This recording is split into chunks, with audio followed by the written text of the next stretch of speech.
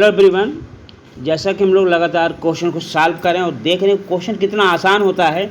NEET में इतना ज़्यादा क्वेश्चन को आप आसानी से सॉल्व कर सकते हैं।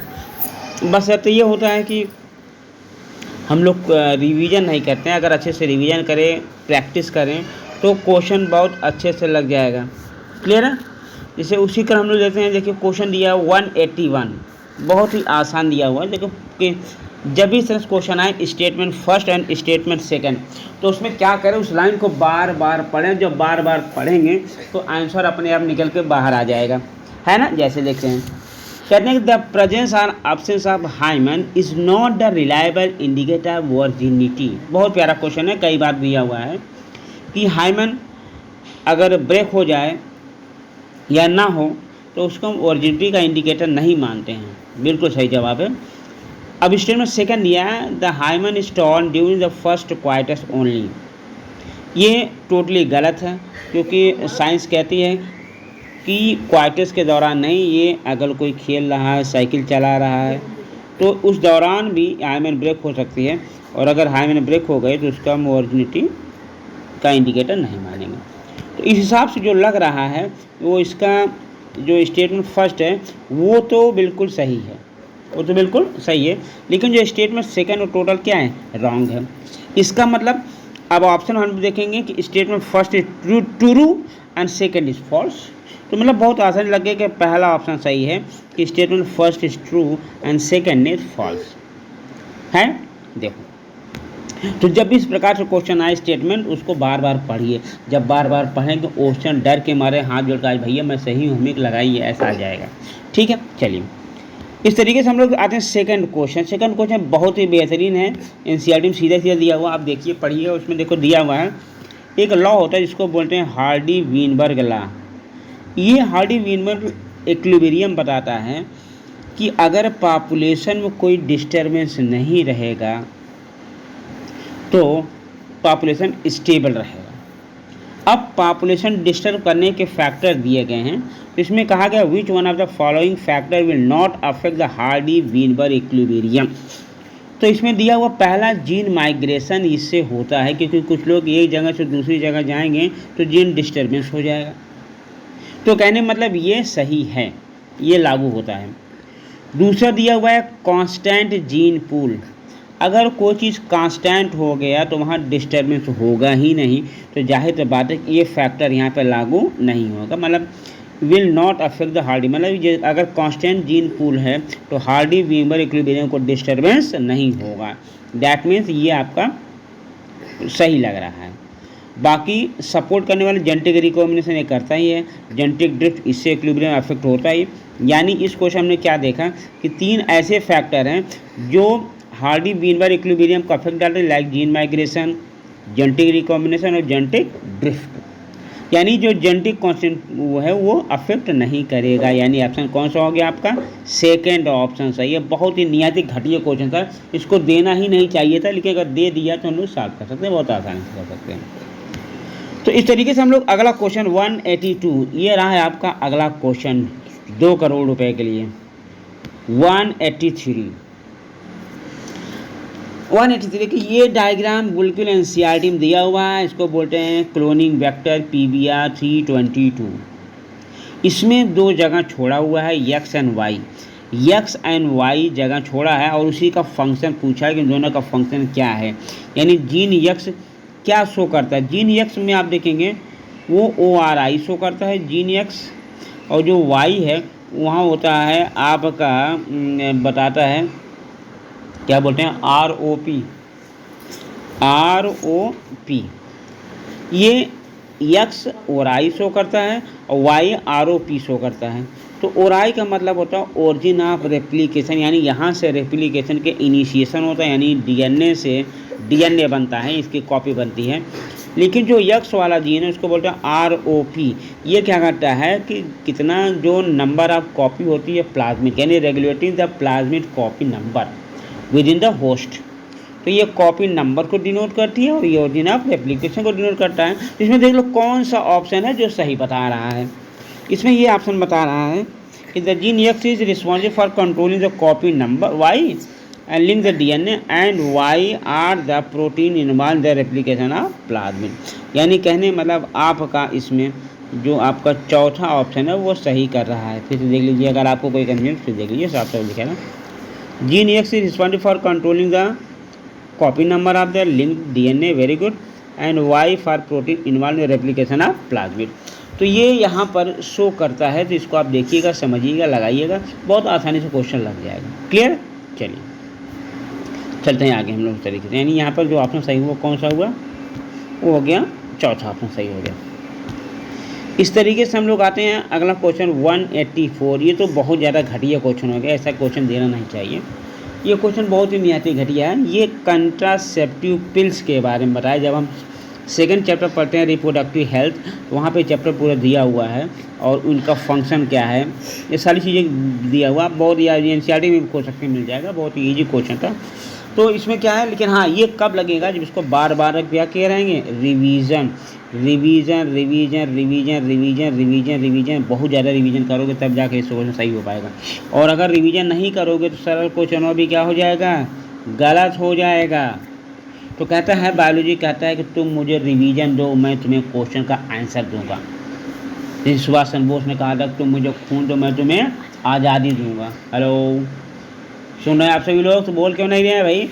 क्लियर है? तो आइए देखते हैं, हम लोग देखते हैं यहाँ पर पहला दिया हुआ है कि non medicated IUD intra uterine contraceptive device.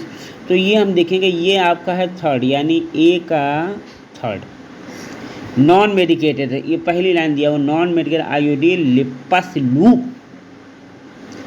Second दिया हुआ है कॉपर रिलीजिंग IUD यानी copper T B, copper releasing IUD आपका मल्टी लोडेड 375, ये देखो ये हो गया। फिर करा hormone releasing IUD LNG 20 levonorgestrel 20।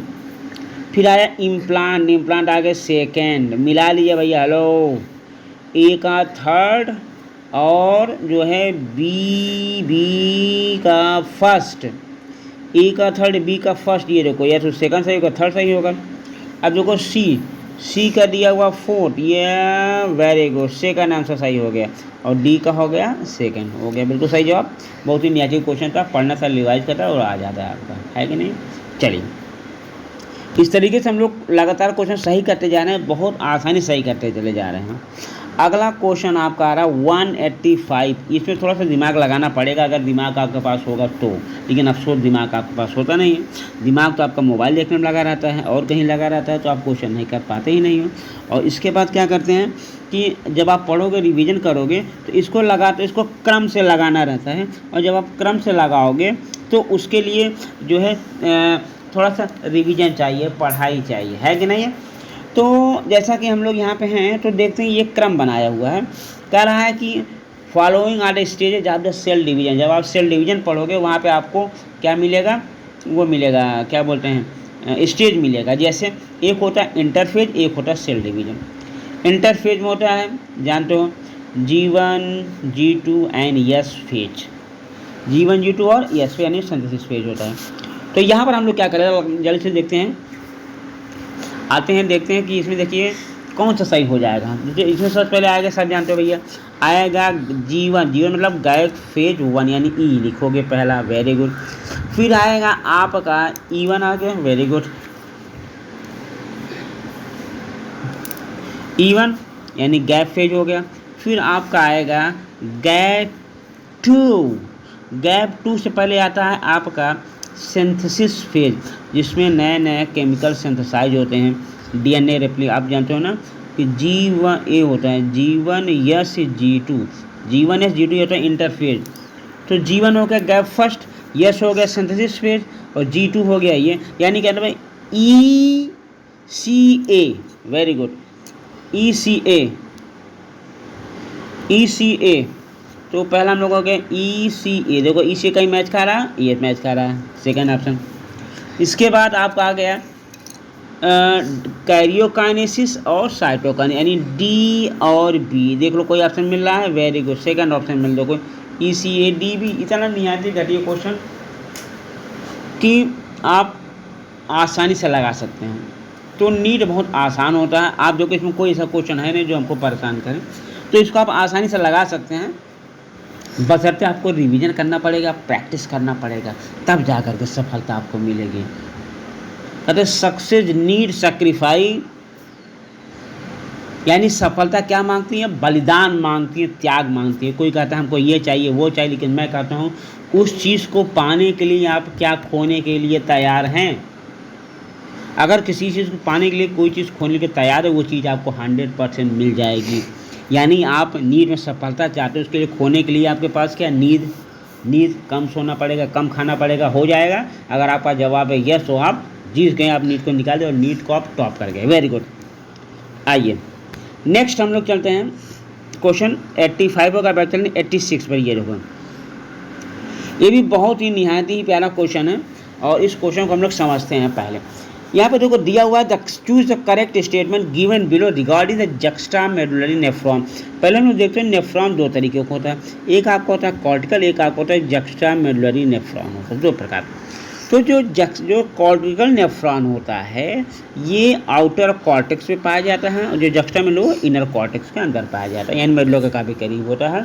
और जक्स्ट्रामेडुलरी जो आपका हेनले लूप होता है वो शॉर्ट होता है, और शॉर्ट का मतलब बहुत ज़्यादा एक्सटेंड नहीं होता है, यानी बहुत स्मॉल डिस्टेंस में ये पाया जाता है।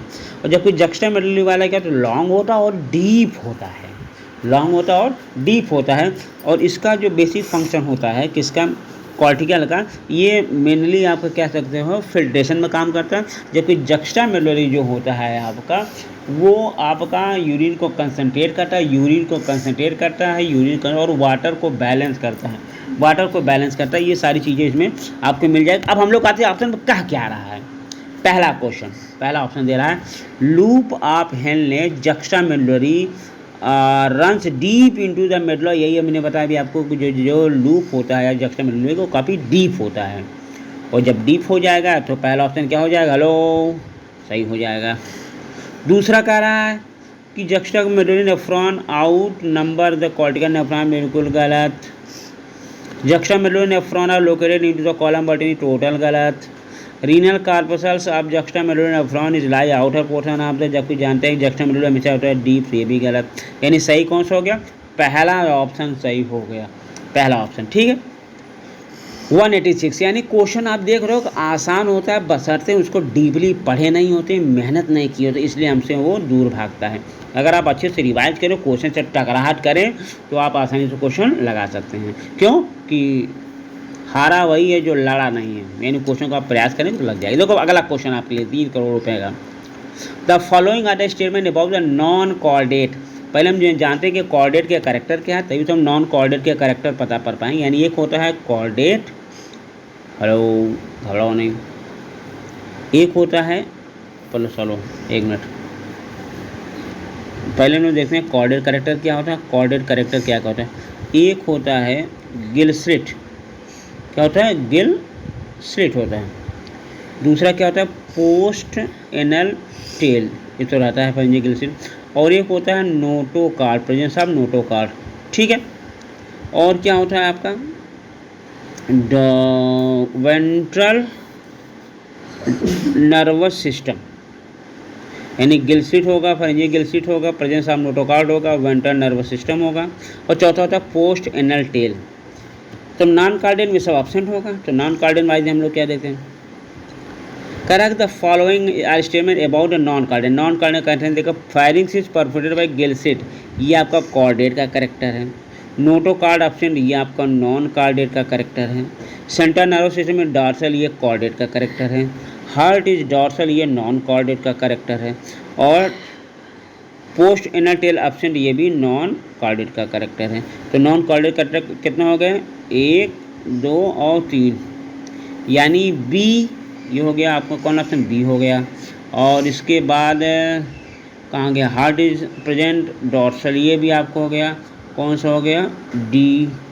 और इसके बाद आपका आ गया ई, पोस्ट एनल एब्सेंट, ये आपका ई, यानी बी डी ई। देखो बी डी ई कहीं ऑप्शन दिया भाई, hello, B D E option पहला ही दिया, यानी पहला सही हो गया। आसान क्वेश्चन था। आसान कब लगेगा? जब आप रिवीजन करेंगे, बार बार रिवीजन, बार बार रिवीजन, बार बार रिवीजन, तब जाके क्वेश्चन सही हो पाएगा। चलिए अब हम लोग आते हैं 88 पर। ये भी देखो, ये भी देखिए, बहुत प्यारा क्वेश्चन दिया है। देखिए जब फिर आ गया स्टेटमेंट। ये स्टेटमेंट इसलिए आता है कि लड़के इससे डरते हैं। इसको करने में लड़के क्या करते हैं? डरते हैं कि यार क्लियर होगा तभी लग पाएगा, नहीं तो नहीं लग पाएगा। आइए देखते हैं। डर को दूर भगाने, क्योंकि डर के आगे क्या है? जीत है। कोल्ड ड्रिंक नहीं पीना है, जीत करना है। Very good. सर हम mitochondria and chloroplast are the both double membrane bound cell organelle. यह बिल्कुल सही है। हेलो, सही हो गया, वेरी गुड। दूसरा कह रहा है inner membrane of mitochondria is relative less permeable as compare to chloroplast. ये टोटल गलत हो गया।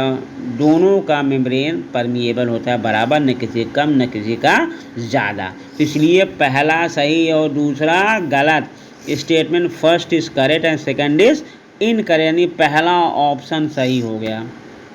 तो देखो ये सिर्फ क्वेश्चन था, बहुत घटिया क्वेश्चन, यहाँ से घटिया से देना चाहिए। लोग कहते बहुत टफ क्वेश्चन, अरे बहुत आसान क्वेश्चन आता है, बशर्ते आप उसको रिवाइज किए रहे, पढ़ो रहो तो आराम से हो जाएगा। हेलो, चलो 188 हो गया। अब हम लोग आते हैं 189। ये एंजाइम से हर एक क्वेश्चन जरूर आता है, ये ध्यान रखिएगा। एंजाइम में क्या दिया हुआ पहले पढ़ो। देखो regarding the catalytic cycle of enzyme action select the correct sequence. आप जानते करेक्ट सीक्वेंस होता है कि सबसे पहले कोई सबस्ट्रेट होगा, वो एंजाइम से कंबाइन होगा, बनाएगा सबस्ट्रेट एंजाइम कॉम्प्लेक्स, फिर बाद में प्रोडक्ट और बन जाएगा और एंजाइम में रिलीज हो जाएगा। बस यही सब गुड़ा भाग है। देखते हैं, समझते हैं भाई क्या है क्या नहीं है। देखो अब इसमें पहला सबस्ट्रेट एंजाइम कॉम्प्लेक्स फॉर्मेशन, ये कब होगा? जब सबस्ट्रेट मिलेगा, किससे मिलेगा? एंजाइम से। तो इसका मतलब अभी नहीं आएगा। Free enzyme ready to bind to other enzyme, इसका मतलब लास्ट में आएगा। रिलीज प्रोडक्ट, ये भी लास्ट में आएगा। Chemical bond of substrate broken, ये भी बाद में आएगा। पहला आएगा सबस्ट्रेट बाइंडिंग, यानी ई पहले आएगा, बाइंडिंग टू एक्टिव साइट। जब ई आ जाएगा उसके बाद आएगा chemical bond of substrate is broken, यानी प्रोडक्ट बनने की तैयारी हो रही, यानी डी आ जाएगा। फिर हो जाएगा रिलीज ऑफ प्रोडक्ट हो जाएगा।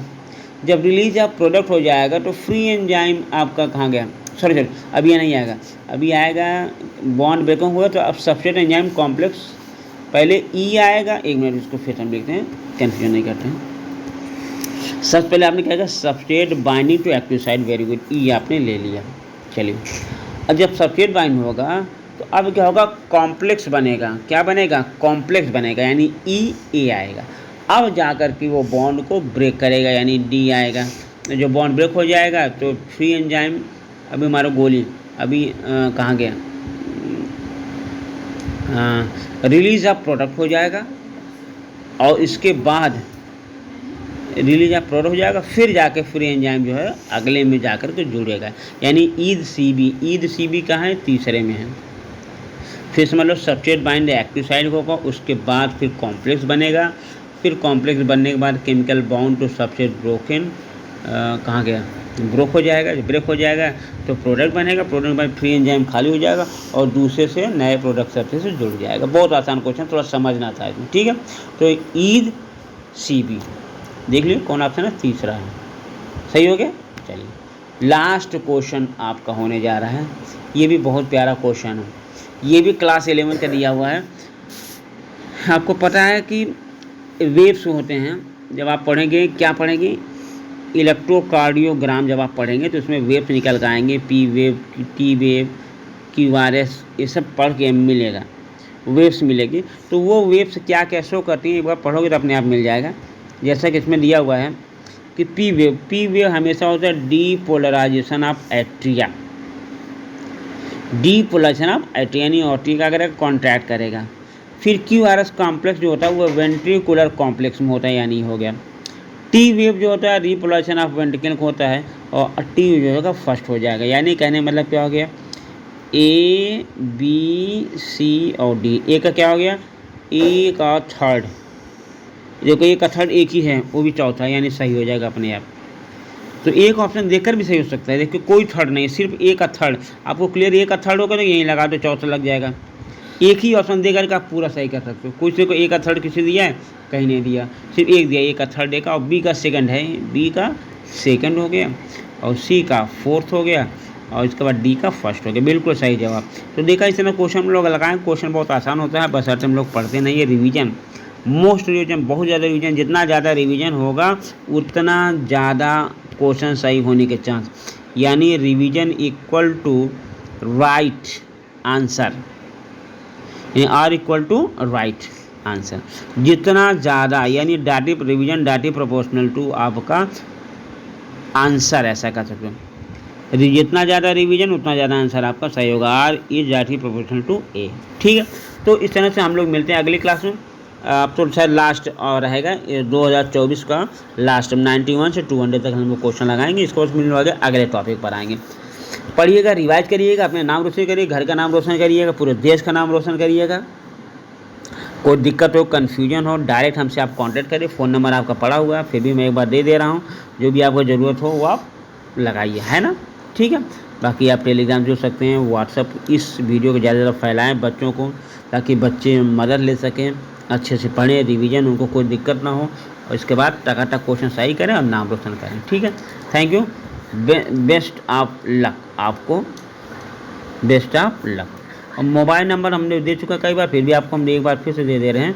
ये हो गया 9369394734। ठीक है, आप इसको कॉल कर सकते हैं, समझ सकते हैं। मिलते हैं हम लोग अगली बार। थैंक यू, धन्यवाद।